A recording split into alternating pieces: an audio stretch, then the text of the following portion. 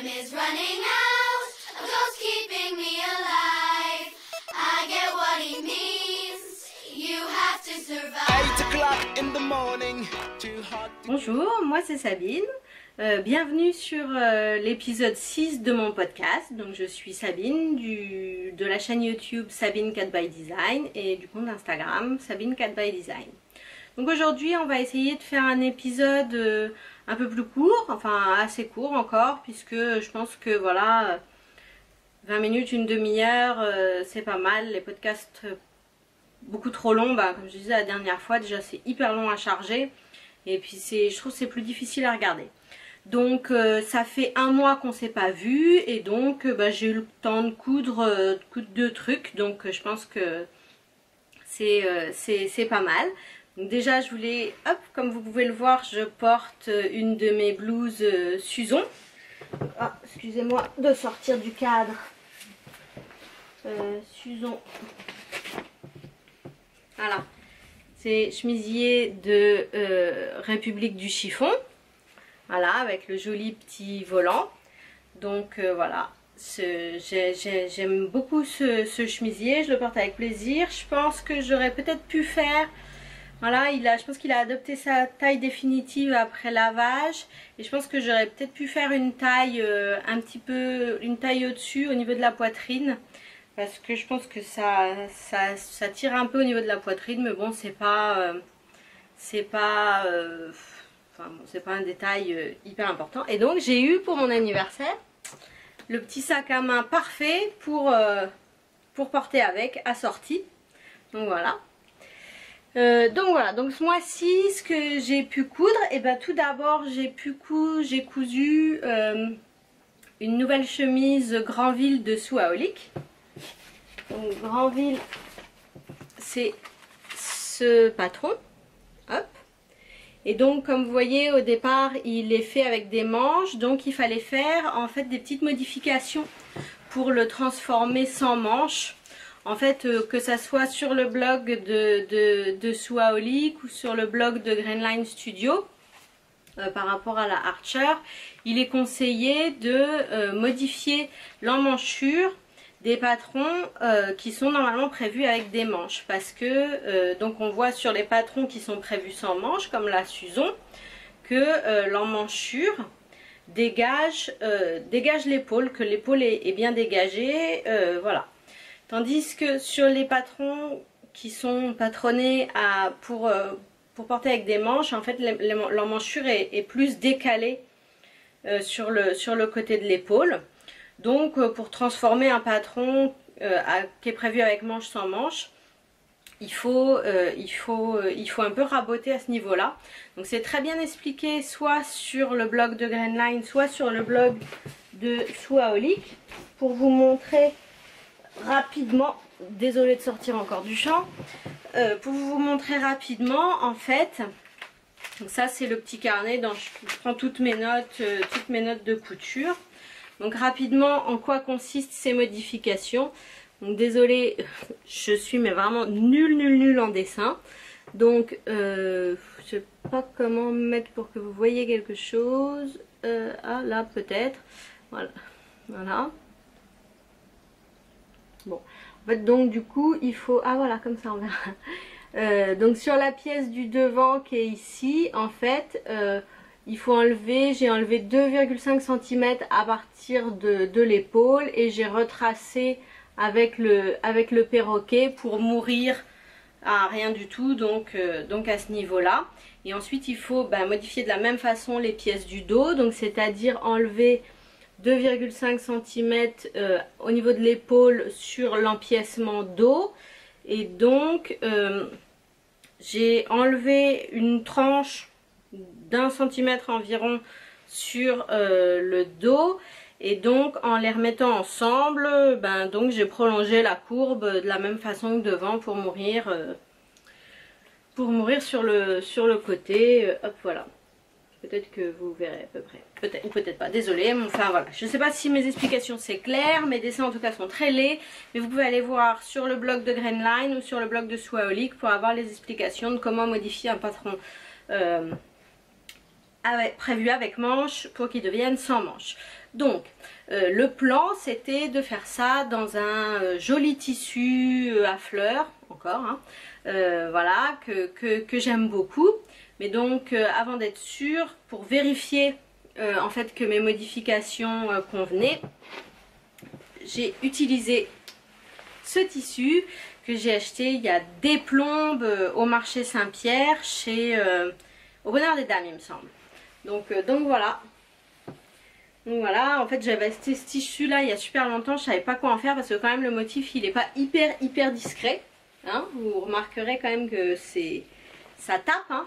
Mais en fait je cherchais un truc justement qui cogne un peu pour porter avec sous les pulls. En fait la raison pour laquelle je voulais faire un chemisier sans manches, c'est pour porter sous les pulls et sous les gilets en hiver ou à mi-saison. Et donc je voulais quelque chose un petit peu qui soit un petit peu gai pour aller contre mon visage, parce que j'aime bien avoir des couleurs un peu gaies. Donc là on est gai, là c'est rose, fuchsia, orange fluo, c'est voilà, je crois qu'on pourrait pas être plus gai. Donc voilà. Donc par contre le gros problème c'est que j'avais pas réalisé ça avant de commencer. Ce tissu contient de l'élastane. Voilà, hop. Et j'avais bien vu qu'il était un petit peu élastique, mais j'avais pas réalisé que c'était parce qu'il y avait de l'élastane dedans. C'était pas marqué dans la composition sur l'étiquette quand je l'ai acheté. Et en fait ça a été une pure galère à coudre. Enfin à coudre et encore pire pour faire les surpiqûres, quoi. Ça me faisait des trucs hyper laids, quoi. Ça tirait les fils d'élastane, c'était vraiment un enfer. Attendez que je vous montre. Donc partout où c'était entoilé en dessous, aucun problème, mais là où c'était pas entoilé, vraiment super galère. Donc pour finir les emmanchures, j'ai utilisé un petit biais maison en voile de coton. En fait je voulais pas utiliser le même tissu, déjà parce qu'il était vraiment trop galère à coudre, et parce qu'il est un peu épais quand même. Vous voyez qu'il est pas, voilà, c'est pas un tissu fin, et donc je me disais pour les emmanchures je préfère utiliser un petit biais bien fin. Donc c'est un petit biais que j'ai fait moi dans un voile de coton. Bon, j'en avais fait je sais plus 3-4 mètres d'un coup, donc j'en ai encore. Et donc on voit que voilà, ma piqûre côté coton, je sais pas si on voit, je dis on voit mais j'en sais rien, que côté coton elle est bien, elle est régulière et tout, mais que de l'autre côté, donc qui est aussi du coton mais coton plus élastane, en fait voilà, mes surpiqûres elles sont dégueulasses. C'est trop laid, voilà. Et donc là je me suis vraiment battue tout le long, et en fait à la fin est arrivé le moment de poser col et pied de colle. Et là je me suis dit la surpiqûre ça va juste pas être possible, quoi. Faire un pied de colle tout dégueulasse, c'est pas possible. Donc normalement j'utilise tout le temps la méthode de Andrea du blog Foursquare Walls pour poser les colles à pied de colle. C'est une méthode qui marche super bien pour moi, qui est très bien, mais qui implique de finir en surpiqûre. Et là c'était pas possible.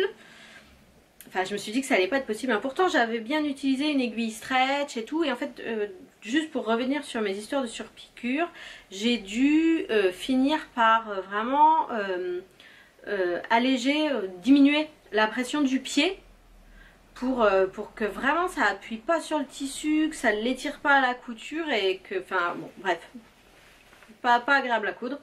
Et donc pour le pied de colle, là je me suis dit que j'allais utiliser la méthode du patron. Donc la méthode décrite dans le patron de la chemise. Et oh non, c'était pas bien du tout. Il y a des morceaux là, en fait il faut, je sais plus si... En fait je sais plus s'ils disent de le faire comme ça ou s'ils disent de surpiquer. Mais comme là je voulais pas surpiquer, j'ai dû coudre... apparemment une grosse partie à la main, puisque je vois que tout ça est monté à la main. Alors ça se voit pas, hein. C'est joli, il n'y a aucune couture apparente, mais en fait j'ai pas trouvé ça top. Et donc là on voit que du coup j'ai fait des plis à cause de cette espèce de tissu extensible Bon, mis à part la galère de coudre le tissu, j'aime beaucoup ma chemise qui pète. Voilà, je pense que c'est des couleurs qui me vont bien et voilà. Les modifications d'emmanchure sont pas mal, sauf que en fait ça baille un peu ici, sous le bras. Alors c'est pas dramatique. Je reverrai encore après. Je l'ai déjà porté, mais en fait ce que je disais, je préfère laver les tissus plusieurs fois pour être sûr qu'ils ne vont pas continuer de rétrécir. Et donc je vais revoir encore après un ou deux lavages comment c'est.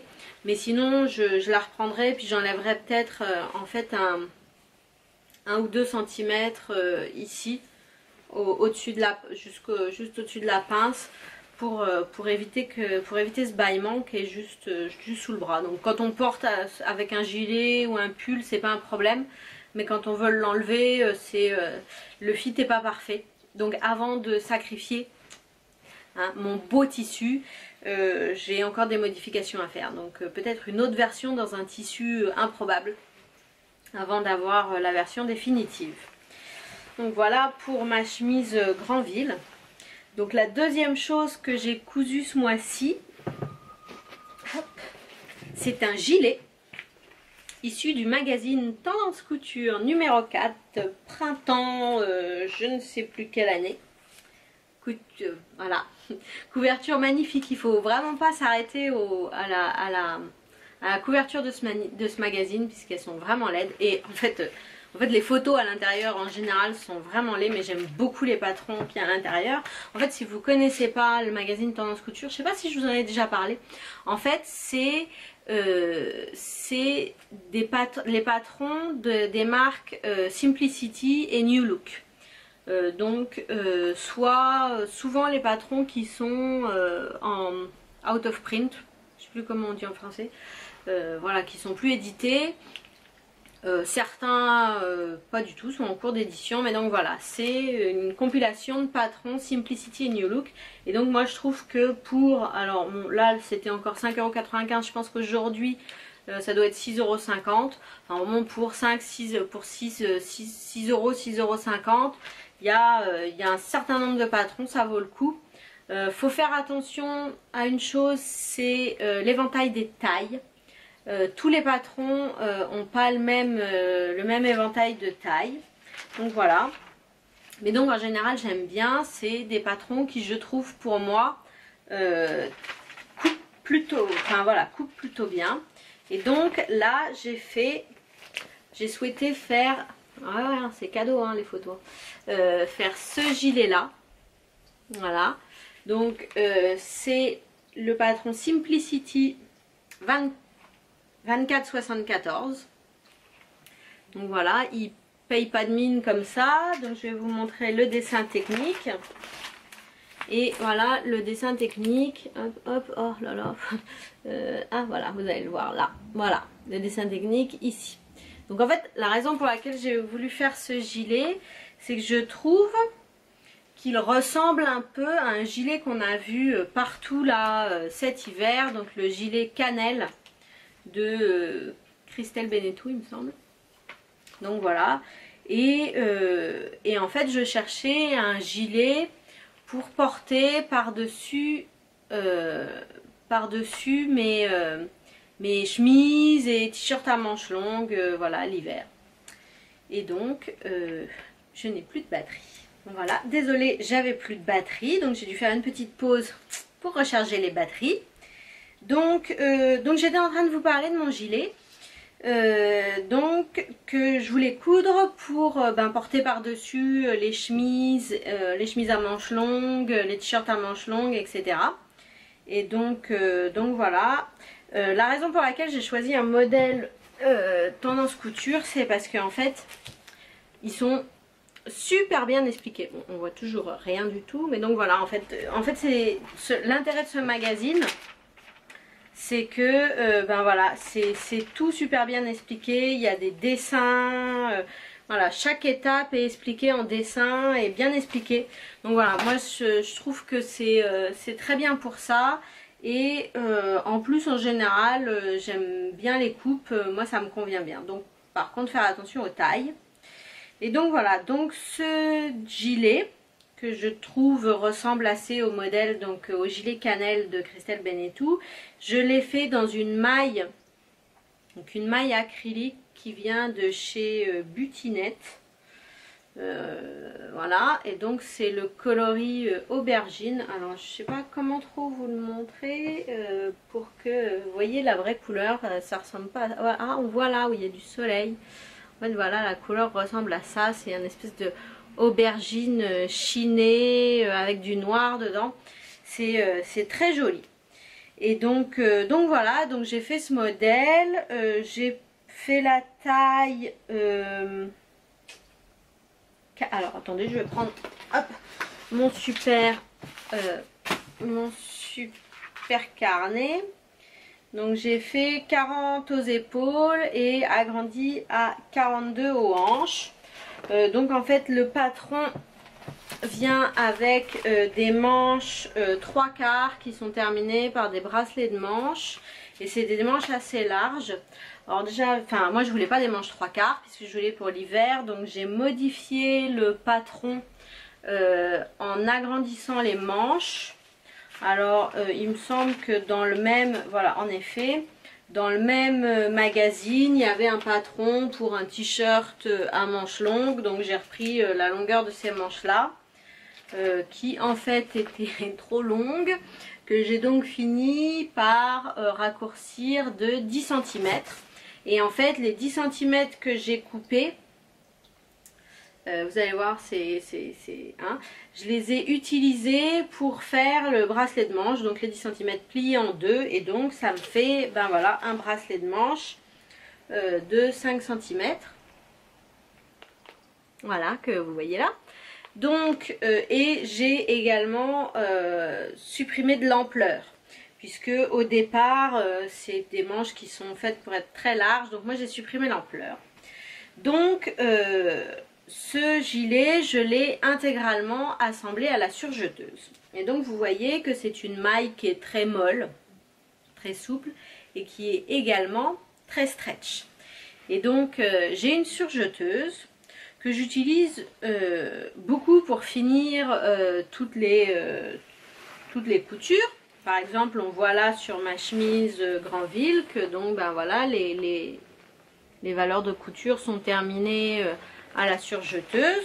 Donc pour tout ce qui est tissu, chaîne et trame, finir les valeurs de couture, machin, c'est nickel. Mais en fait j'ai toujours beaucoup de mal avec la surjeteuse pour assembler les tissus mailles, jersey, etc. Et donc en fait, je ne sais pas si je vous l'avais dit, si vous l'aviez vu, mais en fait, c'est à Noël ou au CSF, je sais plus, au CSF il me semble, je me suis acheté le livre Couture à la surjeteuse et à la recouvreuse de Christelle Bennetou. Et en fait, donc voilà, j'en feuillette des fois de temps en temps, etc. Et donc j'ai eu une révélation en arrivant à la page 60 qui parle du différentiel. Et donc ça explique que en fait le réglage de différentiel sur la machine, ça règle le différentiel de vitesse entre la vitesse d'entraînement des feed dogs là, des pieds d'entraînement en fait avant et arrière. Et donc en fait quand le différentiel est mis au minimum, réglé sur entre 0,7 et 1, ça étire le tissu. Donc c'est à dire que j'imagine que le feed dog du devant avance plus vite que celui du derrière. Donc c'est ça, c'est les griffes, on appelle ça les griffes en français. Donc voilà, sur les valeurs plus petites que 1, les griffes se déplacent plus lentement, les griffes avant se déplacent plus lentement que les griffes arrière. Et donc le tissu est étiré, oui, parce qu'en fait avant-arrière c'est inversé pour la façon dont elle parle. Et en fait, donc sur 1, quand c'est réglé sur 1, normalement ils avancent à la même vitesse. Et quand c'est une valeur au-dessus de 1, les griffes avant bougent plus vite que les griffes arrière et le tissu est resserré, regroupé au fur et à mesure qu'il avance. Et donc en fait, je me suis rendu compte quand j'ai commencé à coudre, à assembler mon gilet, alors que mon différentiel était bien réglé sur 1, en fait ça m'étirait mon tissu. Et en fait c'est quelque chose qui m'arrivait régulièrement sur tous les tissus en stretch que j'utilisais. Ça m'étirait mon tissu, ça faisait une couture qui gondole. En fait voilà, il y a un exemple ici. On voit, voilà, là, ça fait un tissu qui gondole. Et ça, c'est typiquement que, en fait, le réglage de différentiel est trop faible. Et en effet, du coup, j'ai augmenté mon réglage de différentiel sur 1,5 ou à peu près 1,5. Et du coup, eh ben, ça m'étirait plus mes coutures. Et j'ai pu assembler tout mon gilet à la surjeteuse, voilà. Donc voilà le gilet, je suis super contente. Du coup après ça, ça a été hyper facile. L'ourlet en bas, en fait ce que j'ai fait c'est que j'ai surjeté le bord et ensuite j'ai replié et je l'ai fixé avec un point zigzag à la machine pour que un point zigzag pour que ça reste bien élastique et voilà. Un gilet super simple à porter, la longueur est bien pour moi. J'ai posté une photo sur Instagram avec. Je l'ai porté je sais pas combien de fois cette semaine déjà. Je l'ai fini lundi et je crois que je l'ai porté quasiment tous les jours de la semaine. Donc voilà, donc là il est bon à passer à la machine. Alors en même temps c'est pas un tissu de grande qualité. Je sais pas combien de temps il va durer. Mais bon, super, je valide le modèle, bon, avec les modifications des bracelets de manche, mais voilà, je valide le modèle. Et alors, du coup, je suis hyper contente parce que j'ai enfin appris à maîtriser ma surjeteuse, et ça a vraiment été pour moi la révélation du siècle, le bouton différentiel. Du coup, après, j'ai pu... je suis en train là, je vous en reparlerai le prochain coup, là je suis en train de faire autre chose avec un tissu en maille. Et donc là du coup j'ai eu à expérimenter avec la longueur du point. Top, je vais devenir bientôt le boss de la surjeteuse, nickel. Je vais enfin pouvoir finir ma moneta, peut-être, un de ces quatre. Voilà. Donc voilà tout ce qui s'est passé depuis un mois. J'espère que vos cousettes se passent un peu mieux que les miennes. J'ai été pas mal productive quand même depuis ce début d'année, puisque normalement, en temps normal, je suis plutôt à une cousette par mois. Là, je suis plutôt sur le 1,5 voire 2. Ah mais oui, parce qu'entre temps, je vous ai pas dit, j'ai aussi cousu pour Chéri. Le truc incroyable quoi.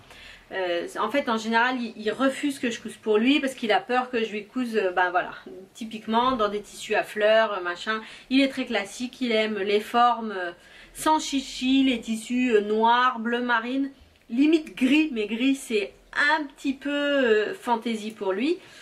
Donc voilà.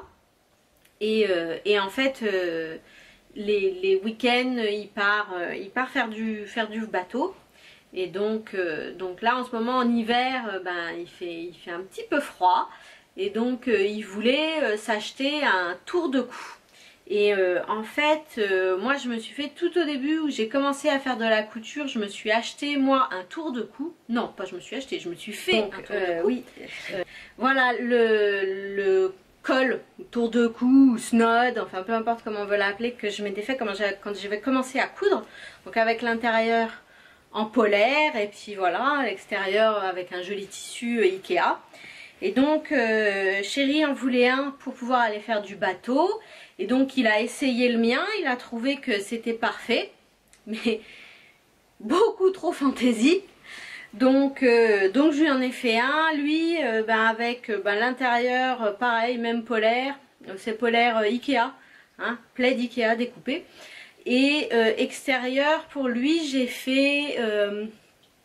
utilisé un molleton de chez Butinette. Mais alors attention, si vous achetez du molleton chez Butinette, en fait c'est pas du molleton, c'est en fait un coton gratté qui ressemble un peu à, flanelle ou coton gratté. Donc voilà, si vous décidez d'acheter du molleton chez Butinette, attention, c'est pas du tout un tissu extensible ou moelleux, c'est un coton gratté, ouais, ou une flanelle, je sais pas, qui est pas désagréable, hein, mais bon, c'était pas ce que je pensais. Mais donc voilà, donc je lui ai fait un côté polaire, un côté molleton. Donc voilà, comme je suis maintenant un peu meilleure en couture qu'à mes débuts, l'assemblage sur le col de chéri est beaucoup plus propre. Mais donc voilà, il a été très content. J'étais contente de pouvoir enfin lui coudre un truc qui lui plaisait, qui lui faisait envie. Et donc voilà, mes coutures depuis le début de l'année, j'ai plutôt un bon rythme. En fait, ce que je fais, c'est que je coupe plusieurs projets d'un coup. Comme ça me permet de pas trop me poser une question entre deux projets, parce que sinon je suis pourtant pas Gémeaux, mais j'hésite trop en fait avant de commencer un projet. Est-ce que voilà, j'ai peur de gâcher le tissu et tout. Il y a sur le blog le Bungalow, en fait elle écrivait, donc le Bungalow écrivait qu'elle avait la phobie de gâcher du tissu et qu'elle en fait elle coupe toujours tout trop grand de peur de gâcher. Mais en fait moi du coup je coupe pas de peur de gâcher, je coupe pas, je tergiverse pendant des plombes avant de me décider. Enfin voilà, des fois j'ai une paralysie un peu bloquante. Donc voilà, donc j'ai à nouveau plus de batterie puisque j'ai pas fait une pause longue. Donc on va s'arrêter là. J'espère que vos cousettes vont bien, que vous vous amusez bien, que vous pouvez profiter un petit peu des beaux jours. Moi je vais essayer d'en profiter un petit peu aujourd'hui. Je vous fais plein de bisous. Je vous dis sans doute au mois prochain, puisque j'essaye de faire voilà, une fois par mois. J'en profite quand Chéri est parti en bateau. Et donc voilà, à bientôt. Bisous bisous.